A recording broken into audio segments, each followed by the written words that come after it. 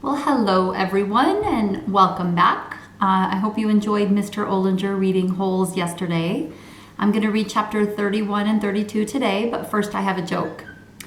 What do you call two young, newly married spiders?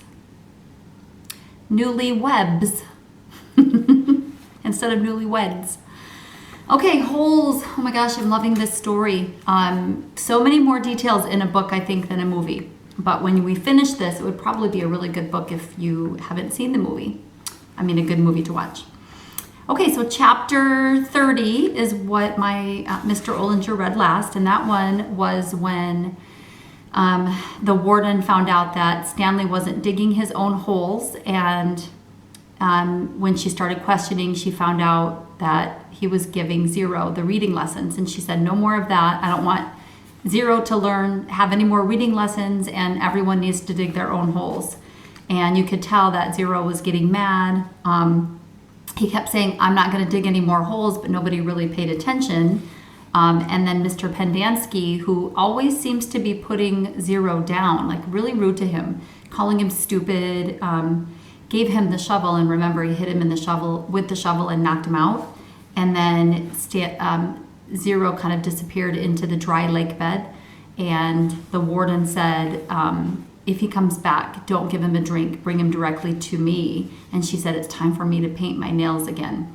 And I think we all remember what happened when she painted her nails last time. She uses that, the venom of a rattlesnake in her nail polish. So interesting to find out what happens now. Okay, so chapter 31. Stanley angrily dug his shovel into the dirt. He was angry at everyone, Mr. Pendanski, the warden, Zigzag, X-Ray, and his no-good, dirty, rotten, pig-stealing great-great-grandfather. But mostly, he was angry at himself. He knew he never should have let Zero dig his part of the hole for him. He still could have taught him to read. If Zero could dig all day and still have the strength to learn, then he should have been able to dig all day and still have the strength to teach. What he should do, he thought, was go out after Zero. But he didn't. None of the others helped him dig Zero's hole, and he didn't expect them to. Zero had been helping him dig his hole. Now he had to dig Zero's. He remained out on the lake, digging during the hottest part of the day, long after everyone else had gone in. He kept an eye out for Zero, but Zero didn't come back. It would have been easy to go out after Zero. There was nobody to stop him. He kept thinking that's what he should do. Maybe they could climb to the top of Big Thumb. If it wasn't too far away, and if it was really the same place where his great-grandfather found refuge, and if, after 100 years or so, water was still there. It didn't seem likely, not when an entire lake had gone dry. And even if they did find refuge on Big Thumb, he thought they'd still have to come back here, eventually. Then they'd both have to face the warden and her rattlesnake fingers. Instead, he came up with a better idea. Although he didn't have it quite all figured out yet, he thought that maybe he could make a deal with the warden. He'd tell her where he really found the gold tube if she wouldn't scratch Zero. He wasn't sure how he'd make this deal without getting himself in deeper trouble. She might just say, tell me where you found it, or I'll scratch you too. Plus, it would mean X-Ray would be in trouble too. She'd probably scratch him up as well. X-Ray would be out to get him for the next 16 months. He dug his shovel into the dirt. By the next morning, Zero still hadn't returned. Stanley saw one of the counselors sitting guard by the water spigot outside the shower wall. Mr. Pendanski had 2 black eyes and a bandage over his nose. I always knew he was stupid, Stanley heard him say. Stanley was required to dig only one hole the next day. As he dug, he kept a constant watch out for Zero, but never saw him.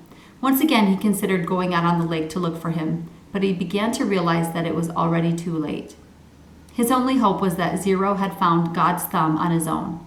It wasn't impossible. His great-grandfather had found it. For some reason, his great-grandfather had felt the urge to climb to the top of the mountain. Maybe Zero would feel the same urge, if it was the same mountain, if water was still there.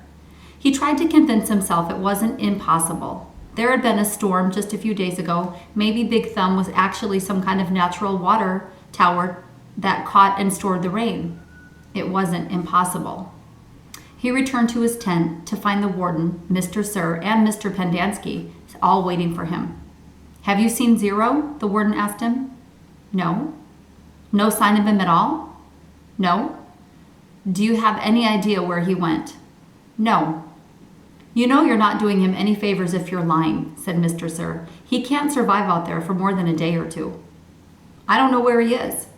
All three stared at Stanley as if they were trying to figure out if he was telling the truth. Mr. Pendanski's face was so swollen he could barely open his eyes. They were just slits. "You sure he has no family?" the warden asked Mr. Pendanski. "He's a ward of the state," Mr. Pendanski told her. "He was living on the streets when he was arrested."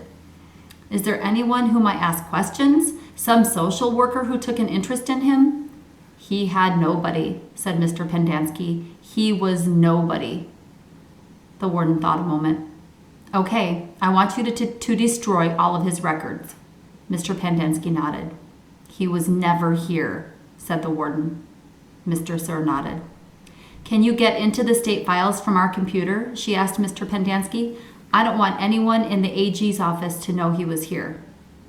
"I don't think I can completely erase from all the state files," said Mr. Pendanski. "Too many cross-references. But I can make it so it would be very difficult for anyone to ever find a record of him. Like I said, though, no one will ever look. No one cares about Hector Zeroni." "Good," said the warden. That was the end of chapter 31, and I'm really not liking Mr. Pendanski or the warden or Mr. Sir right now. They don't seem to be taking good care of those boys. Okay, so let's just read 32 and find out if there's any good news about Zero. 2 days later, a new kid was assigned to Group D. His name was Brian, but X-Ray called him Twitch because he always was fidgeting. Twitch was assigned Zero's bed and Zero's crate. Vacancies don't last long at Camp Green Lake.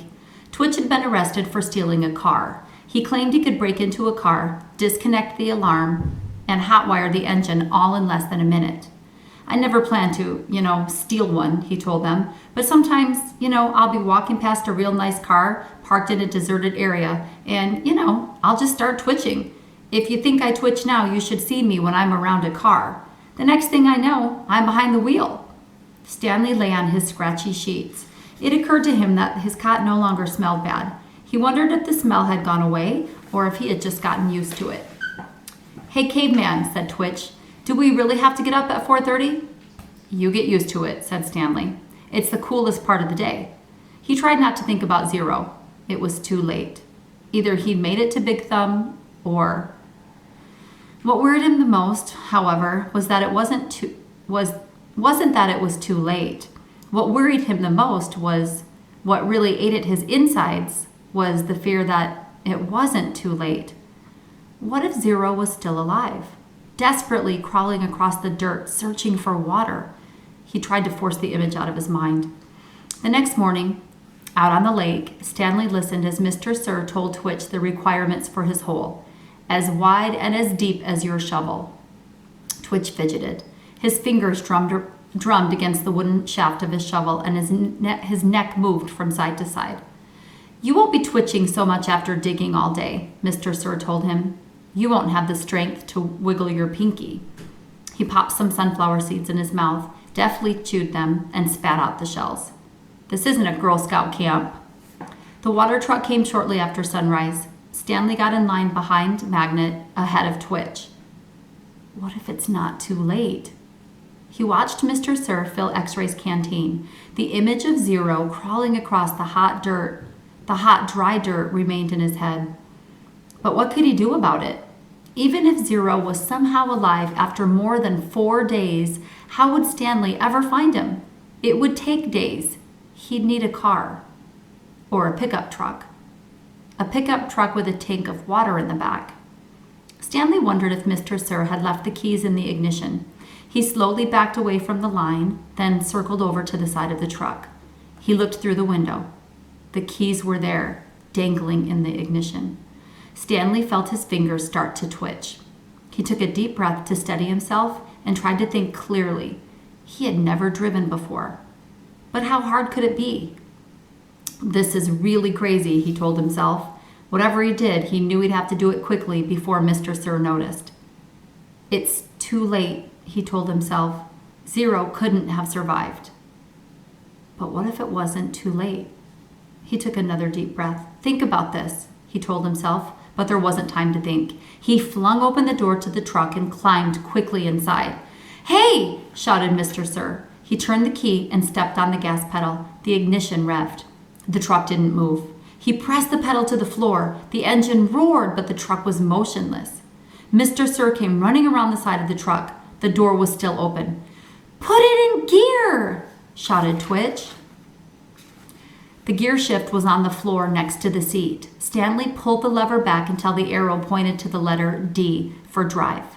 The truck lurched forward. Stanley jerked back against the seat and tightly gripped the wheel as the truck accelerated. His foot was pressed to the floor. The truck went faster and faster across the dry lake bed. It bounced over a pile of dirt. Suddenly, Stanley was slammed forward, then instantly backward as an airbag exploded in his face. He fell out of the open door and onto the ground. He had driven straight into a hole. He lay on the dirt, staring at the truck, which stuck lopsided into the ground. He sighed. He couldn't blame his no-good, dirty, rotten, pig-stealing great-great-grandfather. This time it was his own fault. 100%. He had probably just done the stupidest thing he had ever done in his short and miserable life. He managed to get to his feet. He was sore, but didn't think he had broken any bones. He glanced back at Mr. Sir, who remained where he was, staring at Stanley. He ran.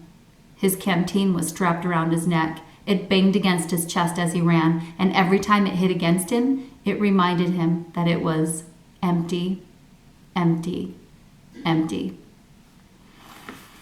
Whew, my goodness. Okay, a couple of things. Now I'm wondering, is Stanley going to find Zero out there? And how, if he does, and I hope he does, how are they going to survive with no water? Oh my gosh, and I didn't even think about him driving into a hole. Can you imagine that? Okay, those were great chapters. We will be reading 33 and 34 tomorrow. I hope you guys tune in. Thank you.